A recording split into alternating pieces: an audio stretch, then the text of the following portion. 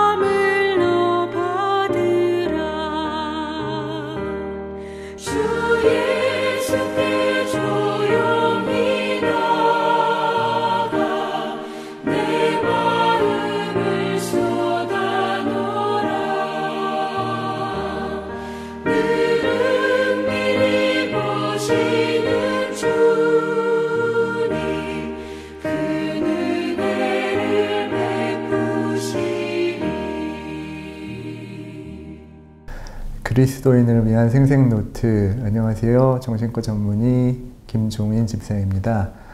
오늘 첫 번째 시간에는 우울증이란 무엇인가에 대해서 간단히 살펴보도록 하겠습니다. 한 3, 4년쯤 전에 그 오후 예배 시간에 그리스도인을 위한 건강관리라는 강의에서 우울증에 대해서 간단히 강의를 했던 적이 있었는데요. 지금은 온라인으로 하는 거라서 그때보다 더 많은 분들이 아마 또 참여를 하실 수 있을 것 같고, 시간이 또 좀 지났기 때문에 다시 한번 좀 같이 살펴보는 시간을 갖기 위해서 우울증에 대해서 준비를 해 보았습니다.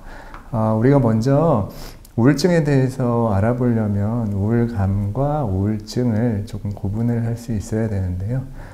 우울감이라는 것은 그냥 말 그대로 우리가 기분이 좀 우울한 거, 어떤 안 좋은 일이 있을 때, 슬픈 일이 있을 때 기분이 우울한 그 상황을, 그런 감정을 우울감이라고 하고, 우울증이라는 것은 그러한 우울감이 상당히 좀 강한 강도로 약 2주 이상 지속될 때 우리가 그것을 우울증이라고 합니다. 그래서 우리가 우울감이라는 거는 이제 우울한 기분이다라고 이야기를 했는데, 그럼 이제 기분이란 것은 무엇이냐라고 한다면, 우리 기분은 우리가 마음에 느껴지는 그런 감정을 기분이라고 하죠. 그래서 우울증이란 것은 이제 우울한 기분, 우울한 감정을 지속적으로 느끼는 것입니다. 그래서 우리가 감정이라고 하면 이제 여러 가지 감정의 종류가 있는데, 크게 나누면 긍정적 감정과 부정적 감정으로 나눌 수가 있겠죠. 그래서 긍정적 감정은 기쁘다, 즐겁다, 행복하다, 재밌다, 뿌듯하다, 이런 감정들이 있겠고, 부정적 감정은 슬프다, 화가 난다, 짜증이 난다, 외롭다, 절망스럽다, 이런 감정들이 있겠죠. 그래서 이제 이런 감정들을 우리가 갖게 되는데, 그럼 과연 이런 감정들은 어디서 비롯되는가? 이 감정들은 우리 몸의 어느 곳에서 생겨서 어떤 식으로 우리한테 감정으로 느껴지는가? 이제 이런 것들을 이제 과학자들이 연구를 해서 알게 되었습니다. 왜냐하면 우리가 쭉 살다 보면 분명히 우울감 때문에 일상생활에 지장이 있고, 밥도 제대로 못 먹고 잠도 제대로 못 자고, 우울감과 절망감 때문에 본인이 해야 되는 일들을 제대로 하지 못하고 자리에만 누워있고 죽고 싶어 하고 실제로 자살을 하고, 이런 사람들이 분명히 있는데, 이것도 분명히 병 같은데 이거를 어떻게 치료해야 되나, 이제 이런 것들을 고민하다 보니까 우리가 그러면 이 우울한 감정은 어디서 오는가를 거꾸로 추적을 하게 된 거죠. 그래서 과학자들이 이 감정이 어디서 비롯되는지 연구를 했더니, 감정이라는 것은 결국 우리 뇌에 있다. 우리 뇌에서 이런 감정들이 만들어지고 우리가 느낄 수 있도록 해준다라는 것을 알게 되었습니다.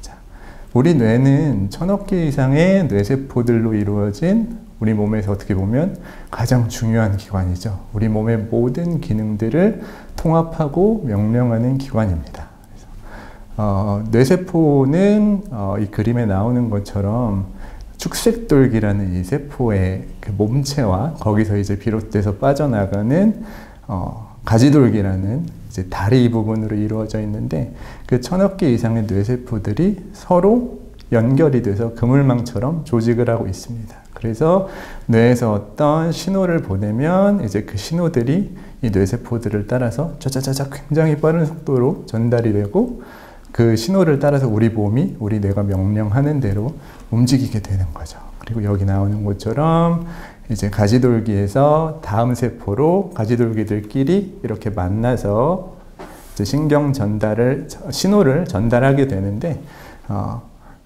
그 부분을 조금 더 자세히 살펴보면 이 그림에 나오는 것처럼 굉장히 작은 물질들이 한 세포에서 다른 세포로 분비되면서 그 신호를 전달을 하게 됩니다. 이런 작은 물질들을 우리가 신경 전달 물질이라고 이야기를 하고요.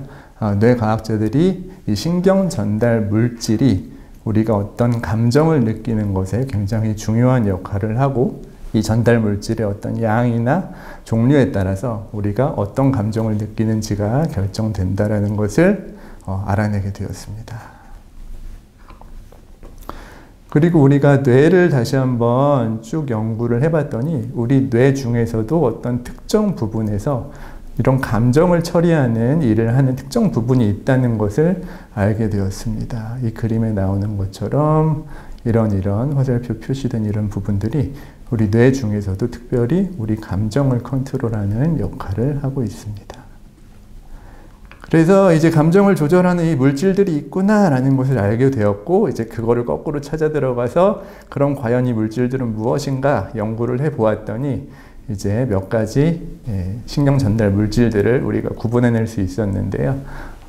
가장 유명한 것들이 이제 세로토닌, 노르에피네프린, 도파민, 글루타메이트, 가바, 아세틸콜린, 이제 이런 것들이 굉장히 많이 있는데, 그 중에서도 가장 유명한 것들이 이제 세로토닌, 노르에피네프린, 도파민 정도가 되겠습니다.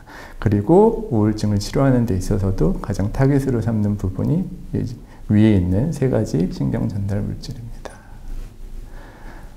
그래서 이제 우리 감정은 우리 뇌에서 생기는 거고, 그 감정이라는 것은 이제 신경 전달 물질을 통해서 이루어지는데, 그러면 이 감정이 어떤 경우에 우울증으로 진행이 되는가, 이제 이런 부분들을 다시 한번 살펴보도록 하겠습니다. 이제 우리 몸은 항상성을 유지하고 있습니다. 항상성이라는 것은 이제 예를 들면 우리 혈압이나 아니면 체온이나 맥박 같은 것들이 운동을 하면 조금 올라가긴 하지만 그래도 일정 시간이 지나면 다시 제자리로 돌아오게 되죠. 그래서 우리 몸은 하나님께서 일정 범위 내에서 평형을 이루고 그 상태가 유지할 수 있도록, 어떤 문제가 생기면 그 환경에 적응할 수 있도록 오묘하게 만들어 놓으셨습니다. 그래서 우리 몸은 항상 일정한 범위 내에서 건강 상태를 유지하고 있는데, 이 항상성의 개념에서 보면 결국 병이라는 것은 이 항상성이 깨어졌을 때 그거를 병이라고 할 수 있겠죠. 예를 들어서 이제 이 그림에 나오는 것처럼 우리 혈압만 해도 굉장히 몸의 많은 부분들이 관여를 합니다. 어떻게 하면 혈압이 오르고 어떻게 하면 혈압이 떨어지고, 이제 이런 것들이 굉장히 오묘하게 조직이 되어 있어서 혈압을 조정을 하게 되고, 그리고 여기 다음 그림에 나오는 것처럼 혈당도 마찬가지죠. 우리가 밥을 먹으면 혈당이 오르고 밥을 굶으면 혈당이 떨어지게 되는데, 이런 것들도 우리가 계속 먹는다고 혈당이 무작정 계속 오르진 않고, 그리고 계속 굶는다고 혈당이 계속 떨어지진 않습니다. 왜냐하면 우리 몸에서 나름대로 조정을 해서 항상성을 유지할 수 있도록 우리 몸이 그렇게 기능을 하기 때문이죠. 우리 뇌도 마찬가지입니다. 우리 뇌에서 신경 전달 물질이 어느 정도 분비가 돼서 우리가 너무 우울하지도 않고 아니면 너무 기분 좋지도 않은 상태를 유지하게 되는데, 그렇게 지내다가 좀 안 좋은 일이 생기면 기분이 좀 우울해지기도 하고, 또 좋은 일이 생기면 기분이 좋기도 하지만 그 상태가 계속 유지되지는 않고, 좀 우울하다가도 다시 정상으로 회복이 되고, 또 기분이 막 좋다가도 또 다시 정상으로 회복이 되고, 그것도 역시 이 항상성의 개념에서 생각을 해볼 수가 있습니다. 그래서 이 항상성이 깨어진 상태를 병이라고 할 수가 있는데, 우리가 항상성이 깨어지지 않은 상태에서는 이제 우리가 노력을 해서, 예를 들어서 병원에 가서 우리가 처음에 진료를 보기 전에 혈압을 재잖아요. 이제 혈압을 잴 때 가자마자 혈압을 재면 혈압이 좀 높게 나오죠. 왜냐면 막 움직였으니까. 이제 그런 때는 가만히 앉아가지고 숨을 고르고 조금 안정을 하면 혈압이 다시 떨어집니다. 그렇죠? 그리고 우리가 기분이 조금 안 좋을 때도 막 안 좋은 일이 있지만 우리가 항상성이 유지되고 있을 때는 좀 좋은 생각하고 뭐 굳이 그렇게 걱정할 필요 있어 이렇게 좀 좋은 쪽으로 생각을 하면 마음이 좀 진정이 되기도 합니다. 하지만 이 항상성이 깨지게 되면 이제 그거는 병이기 때문에 더 이상 의지만으로 뭔가 조절할 수 있는 범위를 벗어난다고 봐야 되거든요. 그러니까 우리가 만약에 그냥 단순히 병원에 처음 가서 움직였기 때문에 혈압이 생긴 것이 아니고 실제로 고혈압이 발병을 하는 순간부터는 내가 아무리 혈압을 낮추려고 숨을 고르고 안정을 해도 내 혈압은 계속 높게 나오게 되는 거죠. 마찬가지로 우리가 기분을 유지해주는 항상성이 깨지게 되면 이제 우울감이 그래서 더 깊은 상태로 생기게 되면 그때는 내가 아무리 좋은 생각을 하려고 하고 그러지 않으려고 노력을 해도 그 기분이 쉽게 회복이 되지 않는다는 이야기입니다. 그렇기 때문에 우리가 뭔가 안 좋은 일이 있을 때 옆에서 뭐 그렇게 우울해할 필요 있냐, 좋게 생각해라, 힘내라 라고 얘기를 했을 때 그 우울감이 아직 우울증으로 진행하지 않았을 때는 고마워 하면서 노력을 해서 어느 정도 기분이 좀 회복이 될 수는 있지만 그게 만약에 항상성이 깨져 있는 우울증으로 발전한 상태라면 내가 노력은 하지만 그게 내 마음대로 회복이 되지 않는 이제 그런 수준이 될 수가 있는 거죠. 이제 우리가 신경 전달 물질에 대해서 이야기를 했는데 신경 전달 물질은 쉽게 말하면 우리 정신의 에너지를 말합니다. 우리가 휴대폰을 쓸 때 배터리가 있어야 작동이 되고 운전을 할 때 기름이 있어야 차가 나가는 것처럼 이 신경 전달 물질은 우리 정신의 에너지를 담당하는 역할을 하기 때문에 이 그림으로 간략하게 표시를 하면 이런 물통처럼 조금 표현을 해볼 수가 있겠습니다. 이 빨간 선은 이제 기름으로 보면은 그 기름을 채워야 된다고 빨간 불이 들어오는 그 선을 의미하는 거죠. 그래서 우리가 평소에 이렇게 신경 전달 물질이 정신 에너지가 넉넉하게 차 있는 경우에는 뭐 안 좋은 일이 있어도 조금 긍정적인 마음으로 이겨낼 수도 있고 그리고 부정적인 마음이 생겨도 그거를 조절할 수가 있습니다. 그리고 이게 많이 차 있을 때는 그냥 주변 상황을 우리가 볼 때 뭔가 좀 마음도 편안하고 그리고 굉장히 좀 너그러워지고 긍정적인 마음을 가지고 살아가는 상태가 되는 거죠. 이런 상황에서는 좀 어려운 일이 있어도 본인이 뭐 이 정도는 할 수 있어 라는 그런 긍정적인 마음으로 이겨낼 수가 있게 됩니다. 하지만 이 신경 전달 물질이 부족해져서 이 정신적 에너지가 이 빨간 선 밑으로 내려가게 되면 휴대폰에 배터리가 없는 것처럼 자동차에 기름이 없는 것처럼 내 마음은 뭔가를 하고 싶지만 그 재료가 없기 때문에 내 마음처럼 그런 내 몸이, 내 생각이 그렇게 움직여주질 않습니다. 그래서 부정적인 감정이 들지만 그거를 내 의지로 조절하기가 힘듭니다. 그리고 그렇기 때문에 굉장히 내 안에 부정적인 마음이 가득 차게 되죠. 그렇기 때문에 어려운 일이 생겨도 그거에 맞서 싸울 힘이 없어져서 그냥 포기하고 의욕이 떨어지게 됩니다. 그렇게 되기 때문에 계속해서 자기 비하를 하게 되고 모든 상황을 비관적으로 판단하다 보니까 이게 더 심해진 경우에는 급기야 자살을 한다거나 이런 굉장히 파국적인 행동을 하는 경우도 생기게 됩니다. 우울증이 더 무서운 이유는 이게 굉장히 악순환이기 때문에 이제 우울감을 느끼면 우울감 때문에 기분이 없고 의욕이 없고 재미가 없고 피곤하다 보니까 뭔가 좀 활동을 덜 하게 되죠. 활동을 덜 하게 되면은 뭔가 그걸로 인해서 문제들이 생기게 되고 밖에서 사람들을 만나고 어떤 문제를 해결하고 이제 이런 것들이 제대로 되지 않기 때문에 내 스스로 굉장히 부족한 사람, 못난 사람, 이상한 사람으로 본인 스스로를 인식하게 됩니다. 그렇기 때문에 자기 비관적 사고가 생기면서 그로 인해서 기분이 더 우울해지고 우울해지면 또 더 움직이지 않게 되고 움직이지 않으면 또 더 비관하게 되고 이런 악순환을 겪게 되기 때문에 우울증이 한번 발생을 했다라고 하면은 단순히 이게 좋아지겠지라고 기다리기보다는 빨리 개입을 해서 치료를 하는 것이 굉장히 중요합니다. 그래서 다시 한번 정리를 하면 우울증이라는 것은 단순한 마음의 불편감이 아니라 고혈압이나 당뇨와 같이 몸의 항상성이 깨지면서 발생하는 병이다, 질환이다 라는 것을 반드시 이해를 해야 합니다. 항상성이 깨지게 되면 의지로 그것을 조절하기가 어렵기 때문에 우울증이 생겼다라고 한다면 우리가 고혈압이나 당뇨가 생겼을 때 병원에 가서 빨리 치료를 하는 것처럼 병원에 가서 이 우울증을 상담하고 치료를 해야 빨리 회복이 되고 아까 나왔던 우울증의 악순환 때문에 하루하루가 고통스러운 기간을 효과적으로 줄일 수가 있습니다.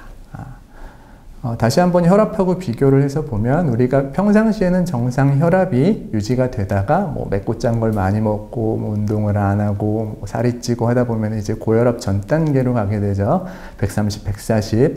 거기서는 우리가 노력을 하면 운동하고 식이요법 조절하면은 정상으로 돌아갈 수 있습니다. 하지만 거기서도 조절이 안 돼서 고혈압 진단이 떨어지는 상황이 되면 이제 약을 먹어야만 하는 그런 상황이 되는 것처럼 우리가 평상시에는 정상적인 기분으로 살 때는 뭔가 좀 안 좋은 일이 있고 우울감이 들어도 뭔가 주변의 도움으로 내 스스로의 어떤 마음가짐의 변화로 기분을 다시 되돌릴 수 있지만 이 신경 전달 물질, 정신적 에너지가 굉장히 많이 떨어진 상태가 유지되는 우울증으로 발전을 한다면 그것은 내 의지만으로는 되돌리기 어렵고 이 경우에는 반드시 병원에 가서 치료를 해야 쉽게 우울증을 극복할 수 있다라는 것을 기억을 해야 되겠습니다.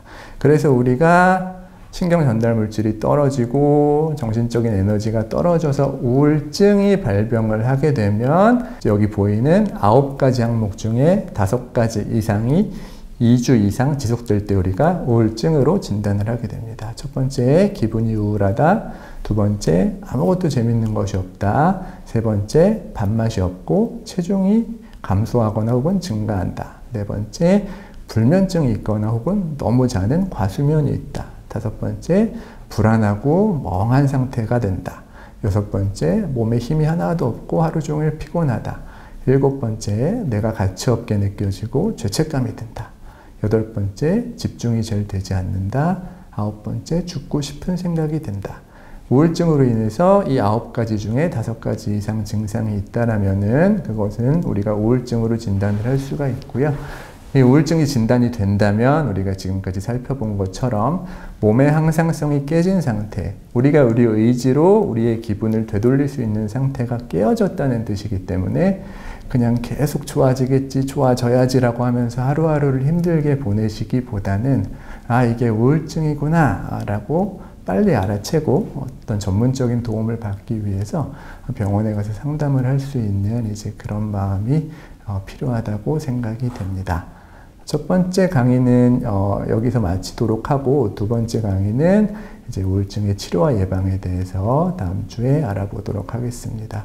이제 이번 기회에 우리가 우울증에 대해서 다시 한번 같이 알아보고 심하지 않은 경우라면 이제 성도님들께서 서로 기도로 중보로 이겨낼 수 있으면 참 좋겠고 혹시라도 이런 우울감이 심해서 예전 같지 않다 뭔가 이상하다라고 느끼는 성도분들이 혹시 계시다면 이번 강의를 통해서 우울증에 대해서 조금 더 이해하시고 필요하시다면 이제 병원에서 진료를 보실 수 있어서 그걸로 인해서 조금 더 빨리 회복하실 수 있으면 좋겠습니다. 이번 강의는 여기서 마치도록 하겠습니다. 감사합니다. 오늘의 생생노트입니다.